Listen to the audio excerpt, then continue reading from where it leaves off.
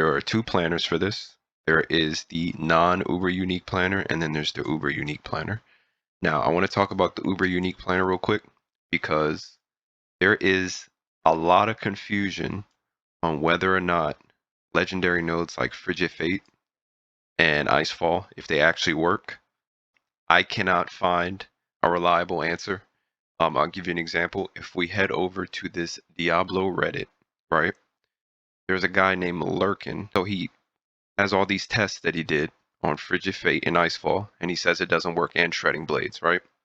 And then if we scroll down here, we have Adam Fletcher, one of the official Diablo people. This is the guy that talks during the campfire chats, and he says the team checked on it today.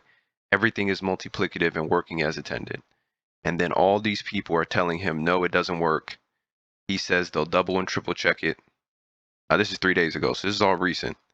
And he says it's working fine. And then you have all these people telling him it doesn't. So yeah, I don't know if it actually works or not. But, I'll just, at the end of the day, even if it's just giving extra additive damage, it only costs 8 points to get this. So you might as well just get it. And then same thing with this, right? Only costs a few extra points. You might as well just throw it on there. Now with that being said, I'm going to go over the build. Okay. So 2 planners, 2 different Paragon boards. So let's get into the build, right? So for the helmet, you're going to want cooldown reduction, max life, mana per second. The 2 tempers you're going to want are max life and any form of crowd control. Any lucky hit to crowd control, whatever, works fine here. It doesn't matter which one you get. Don't waste your tempers trying to get it. Just get whatever it gives you on your first try. And then the aspect you're going to use is the Snow Veiled aspect. This aspect gives you unstoppable when you cast ice armor. This one is a preference. This is what I like because you can be permanently unstoppable because now you have teleport, makes you unstoppable, flame shield makes you unstoppable, and ice armor does too. So you're basically unstoppable all the time, which also means you have a permanent to Bolt's Will buff. There's no downtime on it when you have this aspect here. Again, this is preference. If you want extra damage reduction, you can put Ever Living on here. Again, it's whatever you want. The one thing I want to say with these tempers, obviously it's going to be kind of hard to get those exact greater affixes and those exact masterworks. Just try to get whatever you can get. This is just what I recommend you get. On the chest piece, you're going to want armor, intelligence, mana per second, any form of crowd control, total armor, and the aspect you're going to use is Snow Guard's aspect. One thing I want to quickly note here, if you plan on going for Uber uniques, the Shaco and the Starless Skies, you want to make sure that you're getting the armor rolls specifically on the chest piece, because if you get armor rolls on the helmet, when you get the Shaco, you'll lose that armor, and then you'll be under the armor cap. So it's very, very important that you get both your armor rolls on the chest piece and not the helmet. Okay. Next, we'll go over the gloves.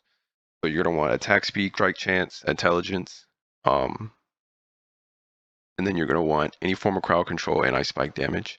The aspect you're going to be using is the Frozen Tundra aspect. Now, this reads, while Deep Freeze is active, exploding ice spikes form in the area, dealing X amount of cold damage. Your ice spikes have a 50% increased explosion radius. So the first part of that perk, the while Deep Freeze is active, does not give you that extra cold damage bonus. But the part where it says your ice spikes have a 50% increased explosion radius, that part does work. And that is the most important part of this aspect. And this aspect is mandatory because that extra increased explosion radius is going to give you more consistent damage. And without it, you're just not going to be hitting as much. So you have to have this aspect. Then you're going to have Tibalt's Will. This is just extra damage. It gives us some DR, and it gives us some mana. If you don't have Uber Uniques and you run this version, you're going to be very mana hungry, and that's why the build is set up to kind of alleviate that. And then for the masterworks here, I would just recommend the most important one here is trying to get damage reduction from close. Hit as many times as you can. The other stuff doesn't really matter. I mean, I guess you could probably put damage or maximum resources up to you, but just try to at least hit damage reduction at least one time. And then for Esu's Heirloom, this just gives us extra crit strike chance. It'll give us a max of 30%, and you want to try to hit movement speed once and mana cost reduction twice. On the staff, right? This is a key difference here. So the staff that you get on the non-Uber version is different than what you get on the Uber version. And the reason being is because you don't have Starless Skies on the non-Uber unique version, this build is very, very mana hungry. And when you're doing regular content or even dungeons, killing little monsters, you'll be fine on mana. But when you get to a boss that has a lot of health, that's when you're going to find yourself running out of mana. The more health the monster has, the more you're going to find yourself running out of mana. So that's why on the non-Uber unique version, I recommend you go intelligence, resource cost reduction, and max life. And then your two tempers will be you get either shadow or poison damage. Reason why you want that is for Taurashas. If you're able to get shadow or poison damage whenever those activate, instead of getting 3 stacks, you'll get 4 because you'll be able to do fire, cold, lightning, and then poison or shadow depending which one you get, right? So this will be, you'll get the max bonus from this. And then you want the ice spike damage. Now, if you have a Starless Skies, then you're not going to have resource problems. And then I recommend you get crit strike damage. Okay. And so now we go to the Amulet. You're going to want Devouring Blaze, Intelligence, Cooldown Reduction, Ice Spike Damage, and Resource Cost Reduction. And the aspect we're using here is the Ancient Flame aspect. This gives us 75% attack speed. And so if you look over here to our attack speed bonus, it's at 35% plus the 75. This puts us over the 100% attack speed cap, but you cannot go over, like there are certain aspects that can take you over the 100% attack speed cap. Ancient Flame aspect is not one of them. Now, the reason why I said that you should double up on masterworking attack speed is this. If you were to, let's say you got a perfect rolled gloves, like you got 3 greater affixes, all that, right? And you don't want to have to keep, and you got the perfect masterworks and everything. If you end up grinding for Ubers, once you get Starless Skies on here, you will lose attack speed, right? And so now your attack speed only drops to 22%. And so now you're as close to that 100% as you can get. I mean, you're like, what, 3% off? So you're at like 97% attack speed, as opposed to if you did not masterwork the attack speed, it would be a lot lower. So that's just one thing to think about. That way you don't have to keep changing around your gear. So that's why I just recommend masterworking attack speed twice here. And then one thing I want to say for the Amulet, when you are grinding for gear, right? In my opinion, one of the most efficient ways to grind for gear is to do Hell Tides. That's where I've gotten a lot of my good roll gear from. And you also get a decent amount of money every time you do like the little Blood Maiden event. If you can just farm that as many times as you can, you'll get a lot of gold and some good gear. The ovals that you get from doing whatever you choose to do to grind for gear and money, the ovals that you get only gamble on amulets. Do not gamble on anything else. In my opinion, or at least in my experience, an amulet has been the hardest thing for me to get decent rolls for. I've yet to get an amulet that has a greater affix Devouring Blaze, and I still haven't gotten an amulet with all 3 of these perks that I'm recommending here. So, with that being said, if you had to choose which perks to prioritize, Devouring Blaze and cooldown reductions are the 2 that are must here, right?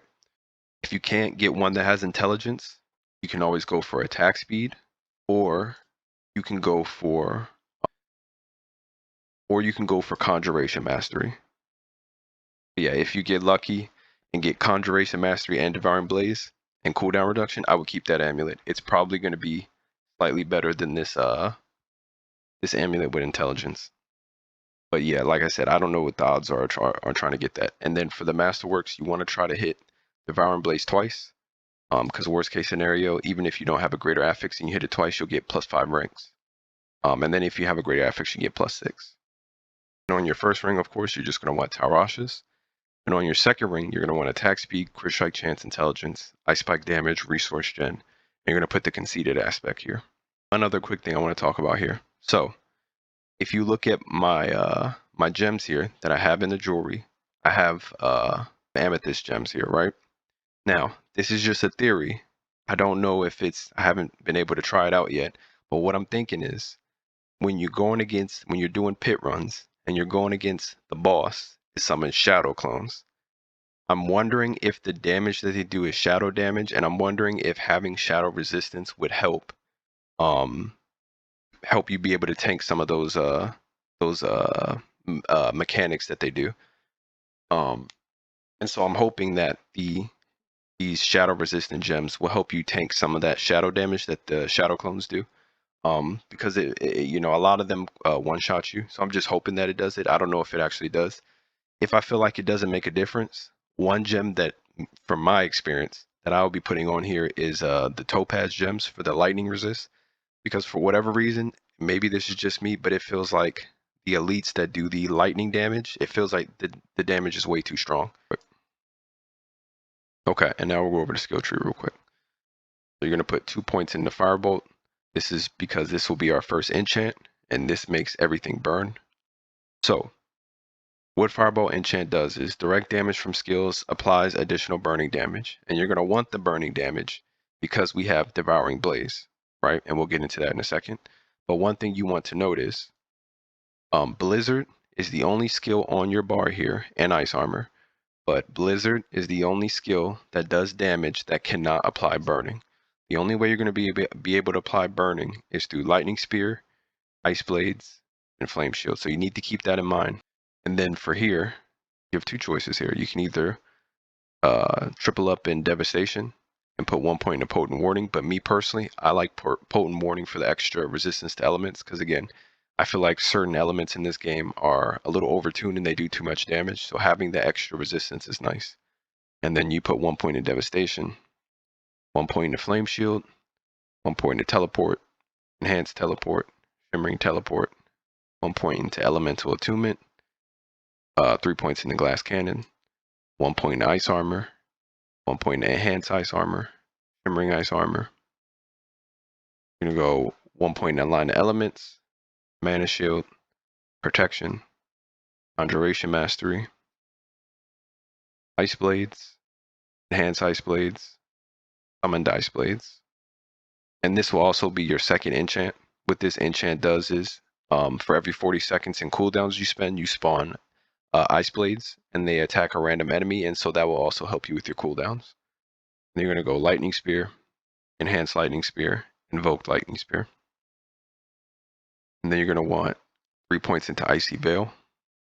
You're going to go 1 point into Blizzard, Enhanced Blizzard, Mage's Blizzard. You do not put points into Blizzard because Blizzard does no damage. All the damage that we get is from Ice Spikes.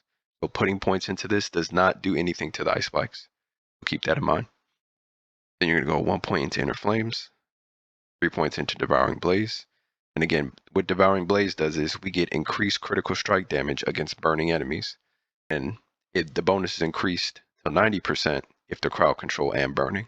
So if you find in your gameplay that you're having a hard time applying a consistent amount of burn, one thing you can do is you can get rid of this Ice Blaze enchantment and you can find a way to put points into Frozen Orb.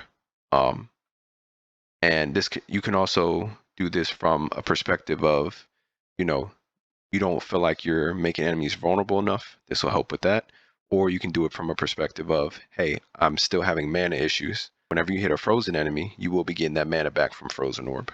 And this will also help you apply your burning, which is why I suggest you can always use this as an option. Next, you would go 3 points into Permafrost, 3 points into Hoarfrost, 3 points into Frigid Breeze, 3 points into Icy Touch, and then 2 points into Fiery Surge. And then lastly, your key passive will be Essu's Ferocity. Now, this obviously does nothing to you because you don't do fire damage, right? But all you have to do to get this key passive to activate is you just need to kill an enemy with a critical strike or just hit a boss, and then you get that 75% attack speed, which is why we choose this. Okay, now we'll go over to Paragon board. So, one quick thing I want to touch on, right? So, the Paragon board for the non-Uber Unique version and the Uber Unique version are two different Paragon boards. This Paragon board is focused more on damage and less on survivability because we now have the Shaco, and so we get 20% damage reduction. And so we can afford to lose some of the damage reduction that you'll see in the other planner. So on the regular one, as you can see here, there's tons of different damage reduction sources. You have damage reduction from elites, you have damage reduction from vulnerable, shield enemies, close enemies, burning enemies. So this is going to help you be very, very tanky, right? You have to compromise some way without having the uber unique. So you'll do a little bit less damage compared to the uber unique version, but your survivability will be just a little bit better, right? So the first board, you're going to want Unleashed. The reason why we have Unleashed is because it gives us a nice increase to damage, but it also gives us the mana regen. And that's, again, that's very, very important for this build. And then you're going to go Burning Instinct, and you're going to go Tactician. This is just giving us increased damage for 4 seconds after casting a defensive skill, which is we'll basically be doing all the time. And then we're getting increased damage reduction from burning enemies here. Then you're going to move up to the Enchantment Master, and you're going to put the Elementalist glyph in. Dealing fire, cold, or lightning damage to an enemy increases all the damage you deal to them 5 times for 10 seconds. Then you're going to move up to the Frigid Fate board, and you're going to go Stalagmite. This is increasing your Ice Spike damage, but more importantly, it's giving you 20% additional crit strike chance to your Ice Spikes, right? So, again, if we look over here at our crit strike chance, we have a 41% strike chance, plus the 20 that Ice Spikes gets, so that's 61. And then when you evade with Esu's Heirloom, you'll get an additional 30% crit chance. So your Ice Spikes will have a 90% crit chance, which is why this is a mandatory glyph here. Then you're going to come over here to Ceaseless Conduit. You're going to put the Destruction glyph in. This is giving you extra crit strike damage. And it's also giving you a 12% times multi, the more you crit. Then you're going to go Icefall, and you're going to put the Control glyph in. This is just giving you some extra juice whenever you slow, chill, stun, or freeze an enemy. This will give you bonus damage. And then you're going to go Static Surge. You're going to put Flame Feeder here. You'll deal increased direct damage to burning enemies. Lastly, you're going to go Searing Heat Exploit. And this just increases all your damage whenever you do damage to a vulnerable enemy. Yeah, that's pretty much it. Hope this build guide was useful. Hope you enjoyed the gameplay. While I was explaining things, hope that was useful. And that's all I got. Peace.